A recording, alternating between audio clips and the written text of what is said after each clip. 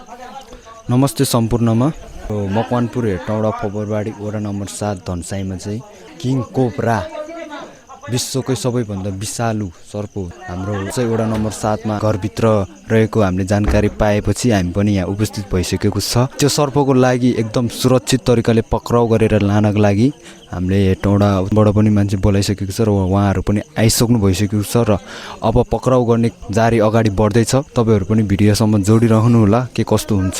भिडियोलाई like comment share र follow गर्नु भएको छैन भने फलो गरिदिनु होला। यो भित्र रहेको छ, यो रुम भित्र र समात्ने जारी अगाडि बढिरहेको छ।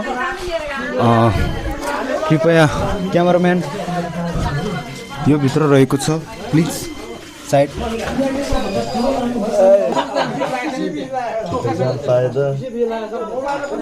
भित्र रिक्स छ के रिक्स के भित्र चाहिँ त्यो किचन र्याक भित्र छिर्यो। रिक्स के हुन्छ कि अहिले भित्र गयो भने त हामी त्यही भएर हामी सकेसम्म बाहिरबाटै खिच्ने।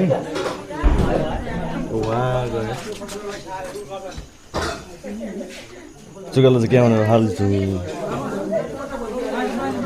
ल।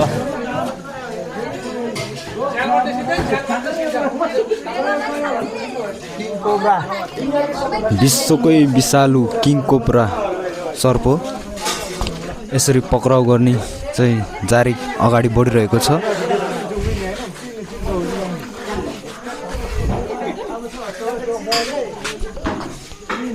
दुनियाँकै सबभन्दा ठुलो लामो विषालु किङ कोब्रा सर्प चाहिँ यति बेला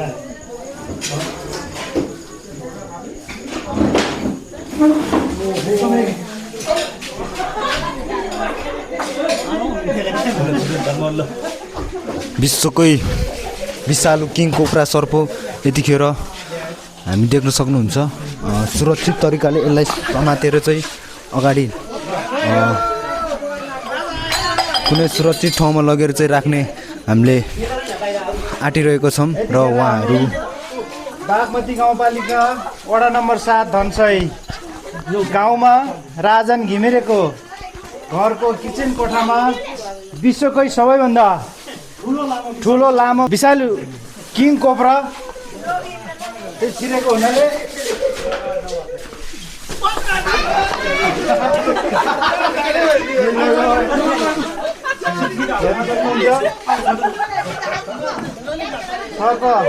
रेस्क्यु गर्नको लागि हेटौडादेखि हाम्रो सरहरू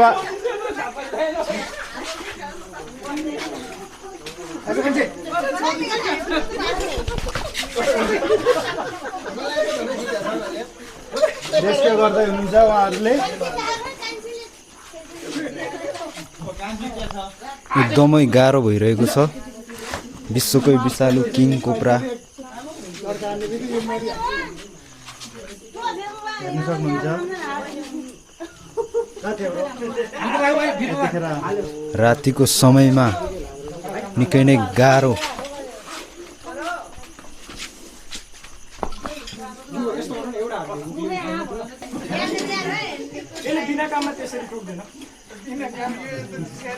अनि यो झोलामा आफै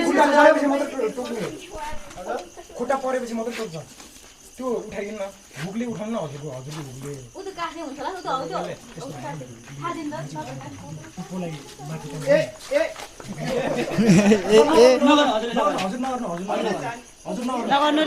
नगर्नु रे के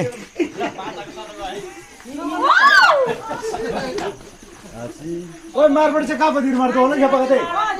त्यही भएर अगाडि नबढ्नु न।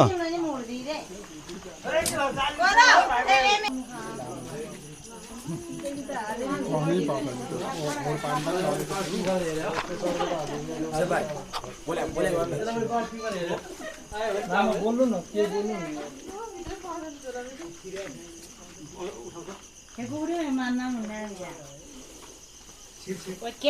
छिर्यो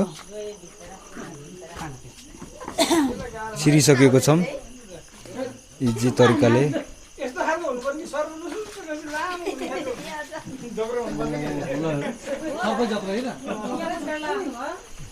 अब उहाँले यो सर्पको बारेमा केही विषयहरू राखिदिनेछौँ र तपाईँहरू पनि बुझ्नु होला।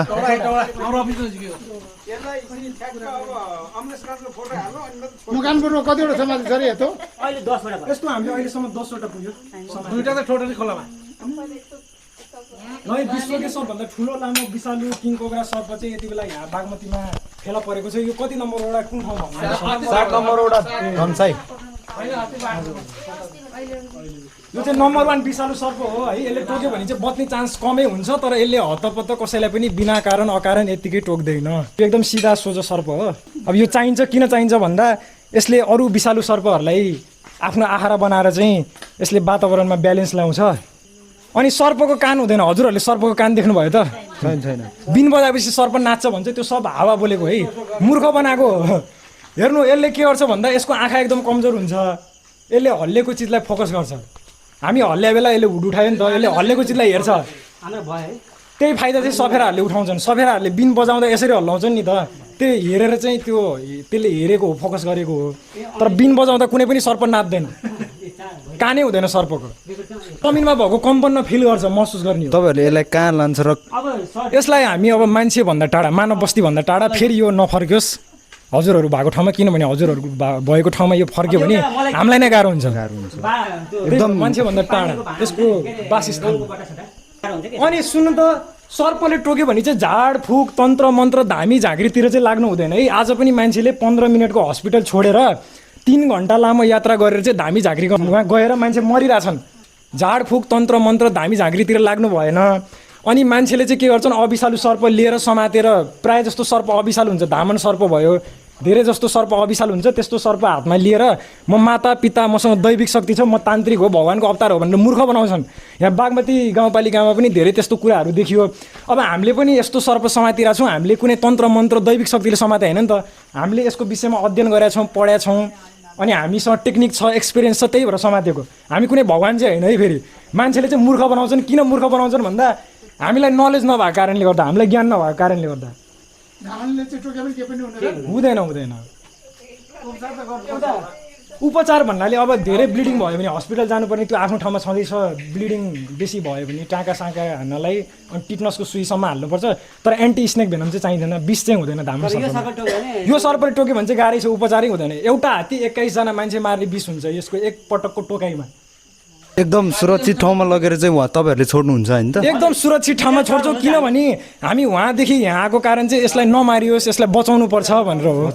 हामीले त्यही कारणले तपाईँहरूलाई खबर गरेको हो। हजुरहरूलाई चाहिँ एकदम हृदयदेखि नै धन्यवाद है, हजुरहरूले सर्पलाई मारिदिनु भयो। थ्याङ्क यू, तपाईँहरू पनि आउनुभयो, हामीलाई अब यसरी सुरक्षित दिनुभयो। यो विश्वकै एकदम विषालु सर्प नम्बर 1 तपाईँहरू आएर यसलाई सुरक्षित तरिकाले पक्राउ गर्नुभयो। एकदम तपाईँहरूलाई पनि धेरै धेरै धन्यवाद छ हामी हृदयदेखि है त। होइन बोक्न